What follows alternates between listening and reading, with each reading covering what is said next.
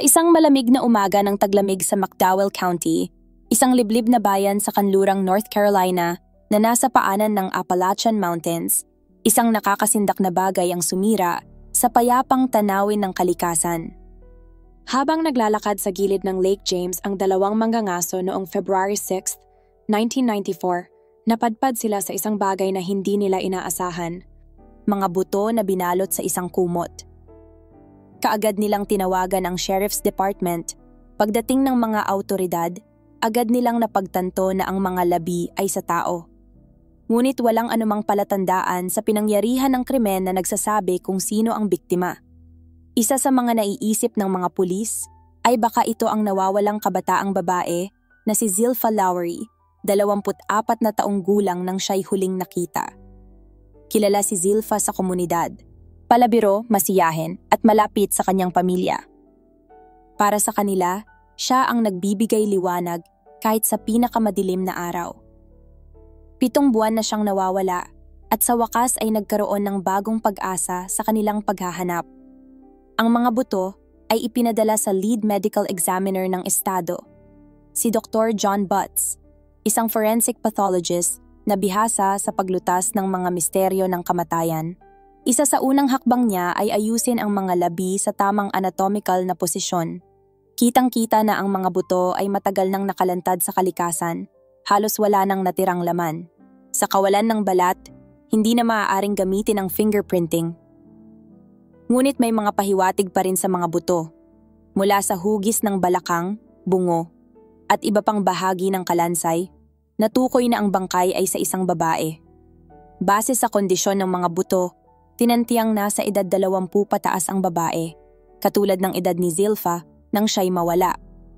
Walang mga palatandaan sa ngipin, walang pasta, walang kakaibang hugis, kaya hindi ito naging sapat upang makumpirma ang pagkakakilanlan sa pamamagitan ng dental records. Ngunit may isa pang paraan, ang frontal sinus x-rays. Bawat tao ay may natatanging hugis ng sinus sa bungo, parang fingerprint din. Nang ihambing ang x-ray ng labi sa mga lumang x-ray ni Zilpha, nagtagpo ang mga detalye. Sa wakas, nakumpirmang si Zilpha Lowry nga ang natagpuang mga labi. Isang masaklap na balita para sa kanyang pamilya, ngunit mas mabigat pa rin ang walang kasiguraduhan kaysa sa mapait na katotohanan. Sa wakas, may linaw na. Ngunit hindi nagtapos doon ang investigasyon. Ang sunod na hakbang, alamin kung paano siya namatay. Binalikang muli ni Dr. Butts ang mga buto upang hanapin ang mga posibleng palatandaan ng pananakit. Bagamat may ilang pinsalang dulot ng mga hayop sa kapaligiran, may mga natagpo ang pinsala sa ulo ni Zilpha na malinaw na hindi likha ng mga hayop. Isang indikasyong posibleng may karahasang naganap bago pa man siya namatay. Dito nagsimula ang mas malalim na paghahanap ng katotohanan, at ang mga detective ay determinado na matuklasan ang buong kwento sa likod ng pagkamatay ni Zilpha Lowry.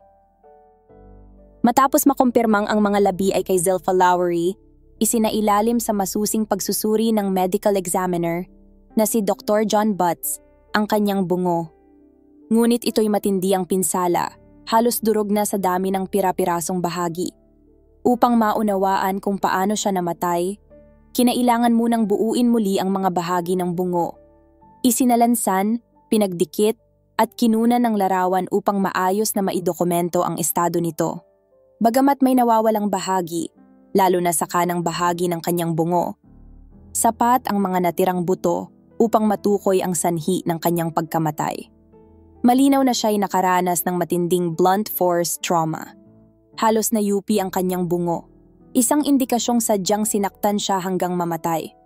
Sa forensic investigation, napakahalaga ng context. Ang lokasyon kung saan natagpuan ang katawan. Kung ang labi ay natagpuan sa paanan ng bangin, maaaring ang pinsala ay dulot ng pagbagsak. Ngunit sa kaso ni Zilpha, natagpuan siya sa lugar na walang matataas na puok, walang bangin, kaya't malinaw na ang pinsala ay hindi aksidente. May gumawa nito sa kanya. Ang ebidensya ay patong-patong at hindi may kakaila. Isang pagpatay ang naganap. Nagulantang ang buong McDowell County sa balita. Hindi matanggap ng komunidad na ang isang kasapi nilang minahal ay pinaslang ng ganito kalupit. Nangako ang mga detective na hindi sila titigil hanggat hindi naaabot ang hustisya. Nagsimula silang balikan ang mga huling araw ni Zilpha bago siya nawala. Isa siyang waitress sa isang truck stop. Ayon sa tala, nag-double shift siya noong araw na huling nakita at naghihintay ng masasakyan pa uwi. Doon natapos ang kanyang bakas. Bagamat kilala siyang palabiro at minsan ay bigla na lang nawawala para makipaghapi-hapi sa mga kaibigan, napansin ng kanyang pamilya at malalapit na kaibigan na kakaiba ang pagkawala niya. Lumipas ang ilang araw, wala pa rin siyang paramdam. May nabanggit noon si Zilpha na makikipagkita siya sa dati niyang asawa pagkatapos ng trabaho. Si Johnny, ang kanyang ex-husband, ay kilala ng pamilya. Nagkaroon sila ng relasyong puno ng alitan. Naghiwalay habang siya ay nasa kulungan pa. Isa sa mga trahedyang dinanas nila ay ang pagkamatay ng kanilang sanggol, na lubhang nakaapekto sa kanilang pagsasama. Sa ganitong mga kaso, alam ng mga investigador kung sino ang una nilang tinitingnan, ang asawa o dating asawa. Si Johnny agad ang naging person of interest. Ilang mga tao rin ang nagbigay ng impormasyon at hinalang posibleng sangkot si Johnny, kaya't kinausap siya ng mga detective. Sa panayam, tila iwas si Johnny. Walang maalala, walang alam, at tila walang pakialam. Para sa mga bihasa sa interrogation, ang kanyang kilos ay hindi kapani-paniwala. Lalo pang pinagtibay ng kanyang paikot-ikot na sagot ang mga hinala ng mga detective.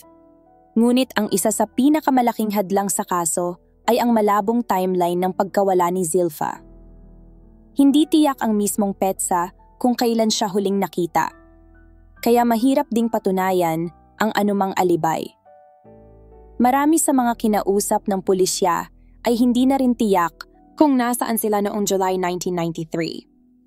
Bagamat si Johnny ang pangunahing suspect, walang sapat na ebidensya upang idikit siya sa krimen. Kaya't bumalik muli ang mga awtoridad sa natitirang ebidensya, ang mga buto ni Zilpha. Patuloy ang pagsusuri ni Dr. Butts sa kanyang bungo. Dahil sa kalubhaan ng pinsala, naging malinaw na ang ginamit na bagay ay mabigat at matigas. Hindi ito gawa ng sapak, tadyak o hampas ng kamay. Kinailangang isang matigas na bagay, baka kahoy, bakal o anumang mabigat na sandata, ang ginamit upang basagin ang kanyang bungo sa ganoong paraan. Muli, tumindig ang tanong, sino ang gumawa nito sa kanya? At sa katahimikan ng bundok, sa lilim ng Lake James, nananatiling buhay ang tanong na iyon, habang ang katarungan para kay Zilpha Lowry ay patuloy pa ring hinahanap. Habang patuloy ang pagsusuri sa bungo ni Zilpha Lowry, may natuklasang bahagi sa likod nito na parang tinadyakan palabas. Isang pattern na karaniwang nakikita kapag ang ginamit na sandata ay may matulis na dulo at tumama sa maliit na bahagi ng bungo. Isa itong indikasyon ng paggamit ng bagay tulad ng maso o martilyo. Ayon kay Dr. Butts, ang pinsalang ito ay hindi gawa ng planado at mahinahong krimen. Ipinapakita ng kalikasan ng trauma na ito ay gawa ng matinding emosyon, isang krimen ng pag-ibig. Isa itong uri ng pagpatay na hindi pinag-isipan, kundi dahilan ng biglaang galit o bugso ng damdamin. Lumabas sa investigasyon na hindi lang iisang lalaki ang malapit kay Zilpha noong panahong iyon. Marami siyang koneksyong romantiko, bagay na maaari raw maging motibo ng pananakit. Kaya't lumawak ang listahan ng mga posibleng suspek. Isa itong parang sapot ng gagamba. Kapag may sinundan kang isa, maghahatid ito sa panibago. Sinuyod ng mga detective ang mga lalaking malapit kay Zilpha, mula sa mga kaibigan hanggang sa mga parokyano sa truck stop. Ngunit sa kabila ng maraming pangalan, walang sapat na ebidensyang mag-uugnay sa kanila sa krimen. Dito pumasok ang isang nakakagulat na anggulo, pamilya mismo ni Zilpha. Isang kamag-anak niya, si Jeremiah Pittman, ang naunang nawala ilang linggo o buwan bago mawala si Zilpha. Sobrang lapit nila sa isa't isa, magkasing edad halos, sabay lumaki. Ngunit may tensyon sa pagitan ng dalawang pamilya, lalo na't may paniniwalang si Zilpha ay nagsimulang magtanong-tanong tungkol sa pagkawala ni Jeremiah. Isa sa mga pinaghihinalaan ni Zilpha noon ay ang ama ni Jeremiah, si Eddie Pittman. May matagal ng sigalot sa pamilya na may kinalaman sa pekeng pirma sa isang titulo ng lupa. Ayon sa ilang ulat, hinarap ni Jeremiah ang kanyang ama tungkol dito bago siya tuluyang nawala. Dahil 2 miyembro ng iisang pamilya ang nawawala, hindi maiiwasang magsimulang maghinala ang mga awtoridad na may kaugnayan ang 2 kaso. Si Eddie at ang kanyang asawa na si Rosemary ay ilang ulit na rin kinausap ng mga detective. Ngunit sa tuwing tinatanong, pareho silang malamig, walang pakialam at hindi nakikipagtulungan. Habang lumalalim ang investigasyon, napansin ng mga detective ang masidhing ugali ni Eddie, madaling magalit, agresibo at palasagot. Ang ganitong ugali ay tugma sa uri ng krimeng ginawa kay Zilpha. Sa mga crimes of passion, kadalasang biglaang puputok ang galit ng salarin at doon niya isasagawa ang karumal-dumal na krimen. Sa pagdaan ng mga buwan ng paulit-ulit na pagtatanong. Noong February 5, 1996, 2 taon matapos matagpuan ang mga labi ni Zilpha Lowery, si Rosemary ay pumasok sa McDowell County Sheriff's Office at humiling na makausap ang isang detective. Ayon sa kanya, natatakot siya na patayin siya ng kanyang partner na si Eddie Pittman dahil sa kanyang nalalaman. Ibinunyag ni Rosemary na noong gabing nawala si Jeremiah, nagkaroon ng pagtatalo sina Eddie at Jeremiah tungkol sa isang pekeng pirma sa isang deed. Ang pagtatalo ay nauwi sa pananakit ni Eddie kay Jeremiah gamit ang martilyo na ikinamatay ng huli. Si Rosemary ay naroroon at nasaksihan ng insidente. Inutusan siya ni Eddie na tulungan siyang ilibing ang katawan ni Jeremiah sa isang lumang minahan.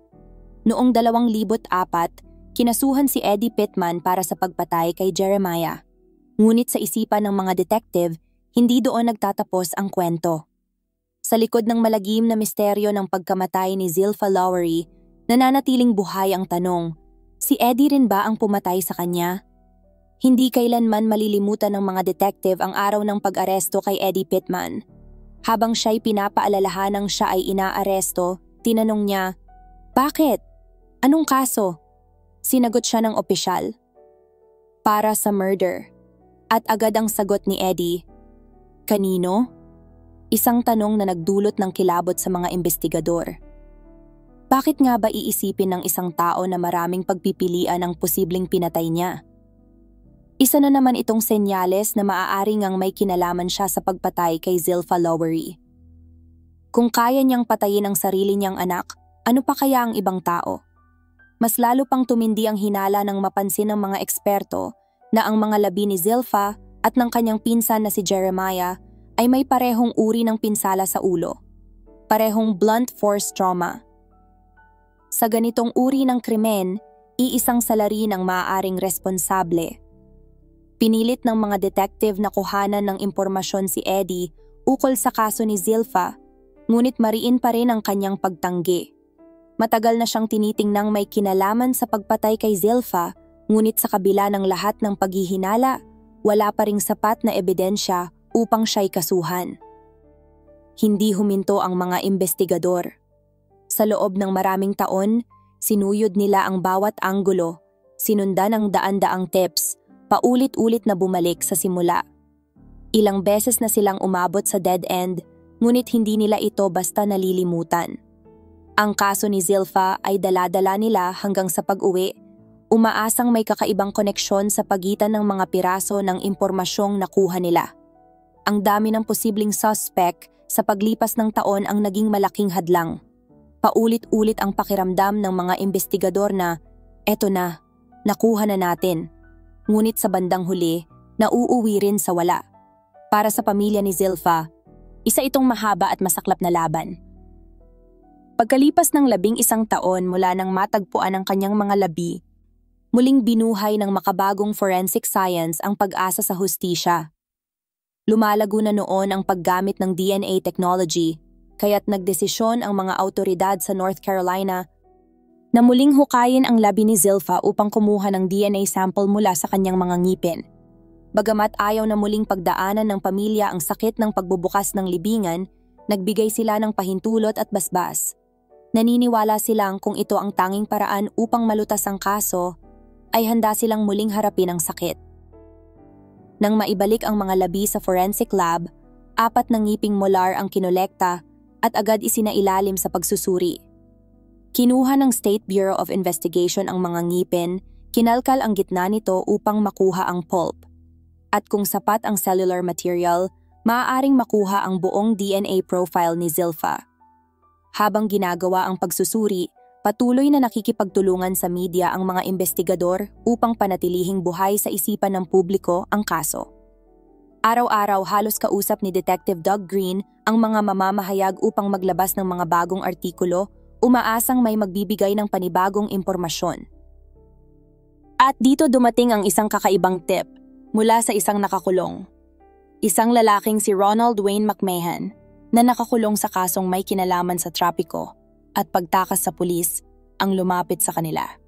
Ayon kay Ronald, may alam siyang 2 lalaki na may kinalaman sa kaso ni Zilpha, sina Robin at Bobby, na nakatira noon sa isang lumang mobile home sa kanlurang bahagi ng McDowell County. Katulad ng maraming jailhouse informants, hindi agad sineryoso ng mga investigador ang impormasyong ito. Alam nila na kadalasan, ang mga impormanteng nakakulong ay may sariling motibo, tulad ng pagpapagaan ng sentensya o paglilipat sa mas komportableng kulungan. Kaya pinag-aralan nilang mabuti kung may bigat ang tip na ito. Nang tanungin ang pamilya ni Zilpha tungkol kina Bobby at Robin, wala silang matandaan. Walang apelyido, walang tiyak na tirahan. Ngunit hindi tumigil ang mga detective. Muli nilang kinausap si Ronald at sinuri ang mga landlord-tenant records mula mahigit 1 dekada ang nakaraan. Sa kanilang paghahanap, natuklasan nila ang isang dating asawa ni Robin, isang lokal na taga McDowell County. Ayon sa record, sila'y naghiwalay bago pa nawala si Zilpha. Sa wakas, pagkatapos ng higit 1 dekada ng pagkalito, pagod, at paulit-ulit na kabiguan, isang bagong landas ang nabuksan. Natunton si Robin Whitehead sa Virginia. Natuklasan nilang may pamilya na si Robin at aktibo sa isang simbahan sa kanilang komunidad. Sa unang usapan, inamin niyang dumaan si Zilpha sa kanyang bahay. 1 beses lang. Ngunit ayon sa kanya, wala siyang maalalang masama ang nangyari at buhay na buhay pa raw ito nang umalis. Sa parehong usapan, nabanggit din ni Robin kung sino si Bobby Taylor, na sa panahong iyon ay nakakulong na sa federal prison sa ibang kaso. Habang patuloy ang mga investigador sa pagkalap ng impormasyon kina Robin at Bobby, natapos naman ang DNA profile ni Zilpha Lowery mula sa state laboratory. Ang DNA profile na ito ay maaari nang gamitin sa pagtukoy sa mga bakas ng dugo o iba pang ebidensya na matatagpuan sa ibang lugar. Kung may makitang dugo sa isang lugar at tumugma sa profile ni Zilpha, maaari itong maging matibay na ebidensya. Alam ng mga detective kung saan natagpuan si Zilpha, ngunit hindi pa rin tukoy kung saan siya pinatay. Ang unang posibleng lokasyon ay lumabas mula sa impormasyon ni Robin. Ang dating bahay na tinirhan niya, isang lumang trailer. Nang puntahan ng mga awtoridad ang trailer, tumambad sa kanila ang isang sira-sira at abandonadong estruktura. Matagal nang walang nakatira dito, at halos hindi na rin ligtas pasukin. Ngunit umaasa ang mga investigador na kahit papaano ay may naiwan pang forensic evidence. Ayon sa forensic experts, kung doon talaga pinatay si Zilpha gamit ang blunt force, malamang ay may mga bakas ng dugo sa paligid. Ang anit ng tao ay maraming ugat, kaya ang sugat sa ulo ay kadalasang masagana sa dugo, lalo na kung paulit-ulit ang pananakit. Dahil sa kondisyon ng trailer, humingi ng tulong ang mga investigador kay Dr. Laura Petler, isang eksperto na dati na rin nilang nakasama sa ibang kaso. Pagpasok pa lang sa loob ng trailer, nasaksihan nila ang matinding kalumaan at karumihan. May mga paraphernalia ng droga, kondom, balat ng ahas, at mga butas sa sahig. Sa takot na bumigay ang sahig, maingat silang kumilos sa loob. Sa kabila ng kaguluhan, kinailangang iproseso pa rin ang crime scene. Para dito, gumamit sila ng teknolohiyang Blue Star, isang kemikal na kayang tumukoy ng bakas ng dugo kahit na ito'y sinubukang linisin gamit ang bleach. Kapag inispray ito sa lugar, ang mga bahagi na may natirang dugo ay magliliwanag ng asul, parang mga Christmas light. Inisprayan nila mula kisame, pababa sa mga dingding at sahig. At doon nila nakita ang bakas ng dugo sa iba't ibang bahagi ng trailer. Tila may pinatay nga talaga doon at iniwan na lang ang katawan sa ibang lugar. Ipinadala sa laboratorio ang mga ebidensya. Nakuhang i-extract ang DNA mula sa mga mantsa ng dugo at ikinumpara ito sa profile ni Zilpha. Bagamat hindi sapat ang sample upang makuha ang eksaktong 99.999% na tugma, hindi rin ito nag-exclude kay Zilpha. Ibig sabihin, posibleng siya ang pinanggalingan ng dugong iyon. May isa pang detalye na lalo pang nagpatingkad sa posibilidad. Si Zilpha ay may dagdag na genetic marker sa kanyang DNA, isang bihirang katangian na tumugma sa sample ng dugo. Bagamat hindi ito tuluyang nagpapatunay, mas pinatibay nito ang hinalang si Zilpha ay pinatay sa loob ng trailer ni na Robin at Bobby. Ngunit para sa mga taga-usig, iisa lamang ang taong maaaring maging susi sa pag-usad ng kaso, si Robin Whitehead. Patuloy siyang kinausap ng mga detective at unti-unting nakita nilang siya ay tila binabagabag ng konsensya. Nakikita nilang gusto nitong gawin ang tama, ngunit nahihirapan itong tuluyang magsalita. Nang ipaalam sa kanya ng mga investigator na may natagpuan silang dugo sa trailer, tuluyan nang bumigay si Robin. Sa wakas, nagsalita na rin si Robin Whitehead. Sa kanyang pag-amin, sinabi niya, "Nakita kong pinatay siya ni Bobby." Ayon kay Robin, pag-uwi niya mula sa trabaho sa trailer na tinitirhan nila ni Bobby Taylor, sinabi raw ni Bobby na may babae siyang kilala na pwede nilang imbitahan para mag-party. Dumating si Zilpha Lowery at nagsimula silang mag-inuman at mag-party hanggang hating gabi. Habang lumalalim ang gabi, unti-unting nahulog ang atensyon ni Zilpha kay Robin, sa kabila ng katotohanang si Bobby ang nag-imbita sa kanya. Sa isang pagkakataon, pumasok sina Robin at Zilpha sa kwarto at nagkaroon sila ng ugnayang sekswal. Pagkatapos nito, sinubukan din ni Bobby na makipagtalik kay Zilpha, ngunit tinanggihan siya ni Zilpha. Ang pagtangging ito ang nagpainit ng ulo ni Bobby. Napahiya siya, nasaktan ang kanyang pride, at sa bugso ng galit, pinulot niya ang pinakamabigat na bagay sa silid at walang awang binugbog si Zilpha sa ulo, hanggang sa mapatay. Pagkatapos ng krimen, pinilit ni Bobby si Robin na tulungan siyang linisin ang lugar. Binalot nila ang katawan ni Zilpha sa kumot, isinakay sa truck, at si Robin ang nagmaneho papunta sa Lake James upang doon itapon ang bangkay. Dahil sa mga pahayag ni Robin at sa mga ebidensya na nalikom, kinasuhan sina Bobby Taylor at Robin Whitehead. Marami ang nag-akalang may kinalaman pa rin si Eddie Pittman, ngunit laking gulat ng lahat, lalo na ng mga taga McDowell County, nang matuklasang ang dalawang salarin ay mga dayo sa lugar at walang personal na koneksyon kay Zilpha maliban sa gabing iyon. Sa loob ng 14 na taon, magkasangga ang mga detective at forensic experts para matuldukan ang karumal-dumal na pagpatay. Ayon sa opisina ng Chief Medical Examiner, mahalaga sa bawat paglilitis ang patunay na ang ginawa ng akusado ang direktang dahilan ng pagkamatay. Sa kaso ni Zilpha, nakita sa kanyang bumbunan ang matitinding pinsala. Maraming fracture sa bungo, indikasyong binugbog siya ng malupit at walang habas, parang galit na galit. Ang pagkakatuklas ng mga bakas ng dugo sa trailer, makalipas ang napakahabang panahon, ay naging sandata para sa hustisya. Ayon pa sa mga forensics, isa ito sa mga bihirang pagkakataon na kahit dekada na ang lumipas, may mahanap pa ring ebidensyang makakatulong sa pamilya ng biktima. Makalipas ang 15 taon ng pagkamatay ni Zilpha Lowery, si Robert Dean Taylor alias Bobby ay nahatulan noong July 14, 2008 para sa first-degree murder at sinintensyahan ng life imprisonment. Si Robin Whitehead, dahil sa pagtulong sa paglilinis ng krimen at sa kanyang pag-amin at nag-plead guilty bilang accessory after the fact ay binigyan ng 3 taong sentensya. Bagamat hindi na maibabalik si Zilpha, nagkaroon ng kahit kaunting ginhawa ang kanyang pamilya. Sa kabila ng hirap ng investigasyon at kawalan ng konkretong leads sa loob ng maraming taon, nanaig pa rin ang hustisya. Sabi nga ng isa sa mga detective, wala na tayong magagawa para maibalik siya. Pero kung may maitutulong tayong sagot, kahit paano, Iyon ang pinakamaliit na bagay na maaari naming gawin para sa pamilya niya. At iyon nga ang nangyari. Hustisya, sa wakas, para kay Zilpha Lowery.